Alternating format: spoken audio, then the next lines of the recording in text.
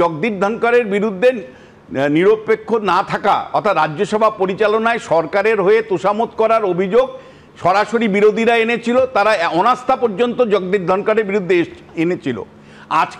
আজকে বিরোধীরা জগদীপ ধনকরের জন্য চোখের জল ফেলছে, কিন্তু সেদিন কিন্তু তারা কিন্তু অনাস্থা তার বিরুদ্ধে এনেছিলেন। ফলে আস্থা কিছুতেই বিরোধীদের ছিল না। এখন রাজনীতির জন্য বিরোধীদের অবস্থান। কিন্তু প্রশ্নটা হলো, আপনি যদি লাস্ট 4 মাস ধরে জগদীপ ধনকরের সাথে মানে কেন্দ্রীয় সরকারের অবস্থান দেখেন, তাহলে আপনি দেখবেন ধারাবাহিকভাবে কিন্তু নানা বিষয়ে তিনি ক্ষোভ বিক্ষোভ জানাচ্ছিলেন। আমি একটা উদাহরণ দিই, কৃষি মন্ত্রী শিবরাজ সিং চৌহান, তার কাজকর্ম নিয়ে জগদীপ ধনকর অত্যন্ত অসন্তুষ্ট ছিলেন, বিশেষ করে কৃষকদের সহায়ক মূল্যের প্রশ্নে। কৃষি সহায়ক মূল্য কৃষকরা পাচ্ছে না, কৃষকদের দুরবস্থায় কৃষিমন্ত্রী মানে কোনো ভূমিকা তিনি দেখতে পাচ্ছেন না।